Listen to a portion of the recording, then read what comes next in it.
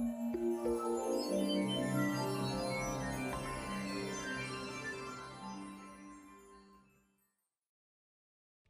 know, there's one animal whose coat can be sheared, made into fiber, made into yarn, and products made that are hypoallergenic. It's as though it was magic. Let's find out what animal that is. Good day. Today we are going to visit one of the animals that almost always comes first, way ahead of all the other animals. Well, in the dictionary, of course, and that is alpacas. Because today we are at the Lonely Oak Alpacas farm, and we're going to visit alpacas in their natural habitat, and we're going to see all the wonderful products you can make from alpaca wool. Let's go inside and take a look. And now we are with Lise, the owner of Lonely Oak Alpaca Farms. Lise, you've been here in business about 10 years? Yes, and in now 2011. can you tell us what's happening here now? So my partner, my husband, will be opening the gate to this pasture. That is really exciting for them to come to a pasture that has fresh grass, and it's been growing well with the rain. So they'll all gather at the gate, and then he'll open it, and you will see how excited they are. Fantastic. 3 llamas in there, Yes. I believe, Lise, yes? So you'll see them, the 2 center one here are dark and light. And they'll go find a spot and stay there for a while and then move on. So it's exciting. And look at the color in this one here, the black and white one. They all have different colors, right? They do, so we can tell them apart better. But alpacas come in 22 colors. So from very dark black, all the way to white. And some in between, everything in between. Now, I noticed, Lise, that it looks like a lot of the alpacas have been shaved recently. How often do you shave them? We shear them once a year. Shear them, right. So we do this in May, so we have a team of shearers that come in, and within a day we have all of them sheared. It helps them not overheat in the summertime. Sure. And by doing it at the end of May, they have lots of time for the fiber to grow back. For the winter months. Right.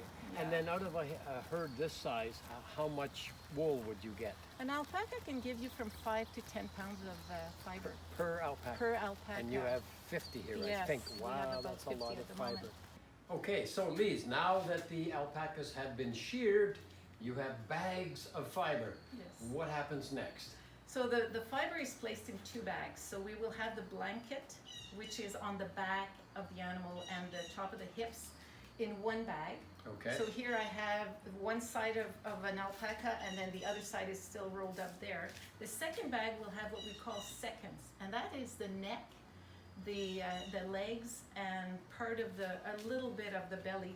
But this fiber is shorter usually, so Right. I don't want to mix it with this blanket stuff. So I have It's several so bags soft. to go. It is soft. It's isn't it? beautiful. So what I need to do here is grate it.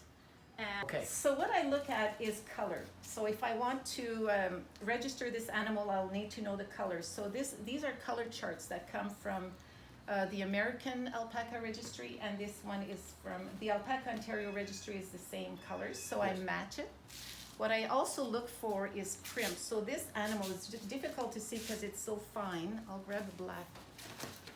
You look for crimp, which is the little wavy line in there. You can see the little wavy lines. Yeah. So that means it's a better quality alpaca, and you look for fineness. And when you separate one single hair, if it's almost invisible, then that means it's quite fine. It's a grade 1 or grade 2. Oh, excellent. So Lise, now we're in the heart of your working area.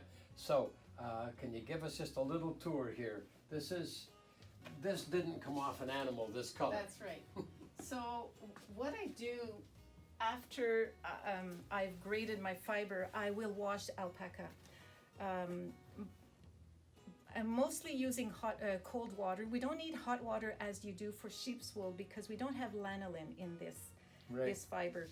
So basically several washes to remove the sand, make it nice and clean, remove vegetation if there's any in there, and I will dye it also. So what you can see happens when I dye it is it becomes very compact. Yes. And this is not usable to spin right away. It would be very difficult. what I used to do was you can open it up just with your hands like this. You can just stretch it open, and you can see I open it up to create more of a little cloud rather than these. Rather than the stringy mess, yes. But because I work on a larger scale now, I need to be better, more productive, and I Yes. need to be more efficient. I got myself a picker. So this will open up the fiber. So you can see it's 2 rows of nails, and I just place my fiber on one side here and push this back and forth, and it will open it all up for me, and it'll be ready for carding afterwards. This is also a place where I can mix colors if I want to, or I can add maybe silk, or I can add bamboo or something else to it. Wow. And it comes out, like you said, like a cloud. It's Yes. very, very fluffy. Yes. It's beautiful. That's where you can really work with it. So at this point, from here, I want to card my fibers so that I get it all aligned so that I can spin it better.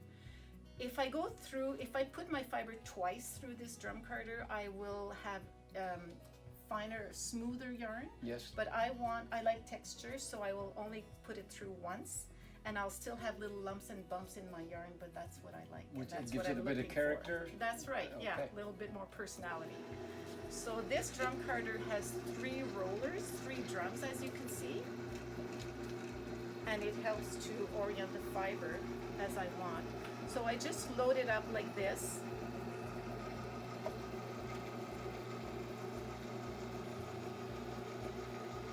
This drum carder is made in Canada by a man called Mr. Green, Pat Green.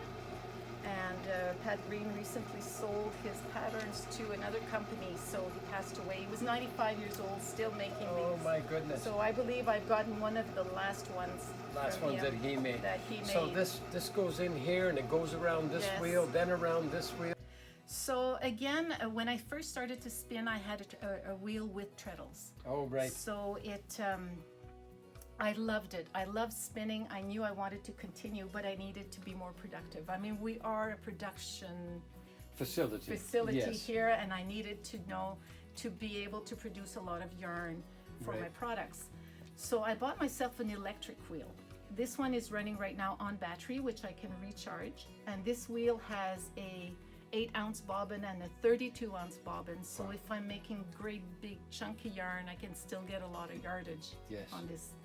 And Lise, this is one of those ribbons you talked Yes. about getting off the carder. That's right. So Okay, this and is that's the same roving. color, I think? Yes, same color.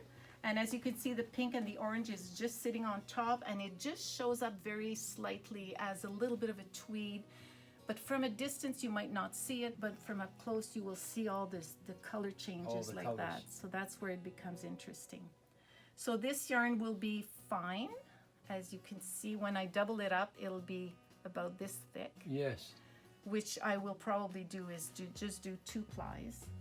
And I'll be using it. This one I plan on using it on a large blanket. It's a large blanket. Yeah. So I'll show you how it goes. Okay. So basically you want to add twist.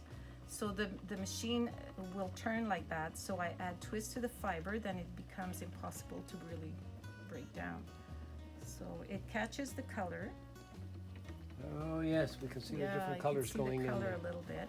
And because I only went through my drum carder only one time, occasionally you'll have little lumps and bumps like here. It's thicker here than it is over there, Yes. which I don't mind. I kind of like that look. It looks like it's handmade. It looks like it's not made in a mill by a machine. Got it. So I prefer that. Okay, so now we have the yarn, and you have different looms here, I believe, different types. Yes, so when we first started, I wasn't buying equipment left and right here. I had to build my budget a little bit. Yes. So I started with a very simple loom. It's called a rigid heddle loom. It's between $200, $300. But it was good enough for me to start to learn the basic about weaving. Yes. It's a plain weave that you can do on these little looms, but I could produce scarves, and I realized that I really enjoyed it.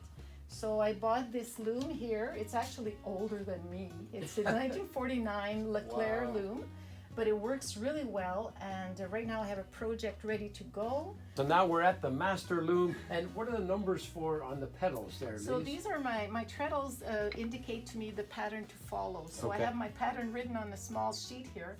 but it tells me the sequence that I Okay. need to follow. That you need to follow So to get each- this design. Yes, to get this diamond shape here. So each treadle is attached to a different series of Panels or boards? frames here. Frames. Yes. The word will come back to me. Okay. So whenever I press a different treadle, you can see different, they go up and down. So the threads that come up are the ones that I have come up here, see? Right. So they change. So that changes where the black yarn will be going. Okay, so each one is attached to a different set of those things. That's amazing. All right, so this pattern gives you a different diamond shape than I'm usually doing.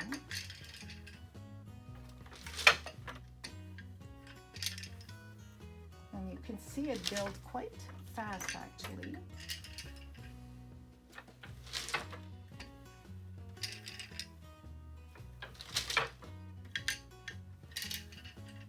And now we're out in the beautiful shop. And Lise, I understand that up until COVID, you used to go all over Ontario doing shows, regional fairs, trade shows. And now you've put together this beautiful shop filled with these wonderful products. Why don't you just take us through a few of the products you have here? Because there's so many. That's right. So COVID told us we had to stay home, and we thought, how can we reach our customers? So we worked on designing or making this little store for them, and it has worked very well. So it gives me a chance to put out my socks, which we have a mill make for us, and insoles, which is also made by a mill in Ontario. I have my hand-woven ponchos. Our mittens are made by a mill in Quebec. Wow. But I get them white and I dye them myself. So the colors you see in my mittens, you will also see in my own weaving or my own knitting. Yes. So the hats are all hand knitted, the shawls, the cowls like this here, and all of my scarves are made here on the farm by myself. It's a small operation, but we're busy all the time. Yeah, that's fantastic.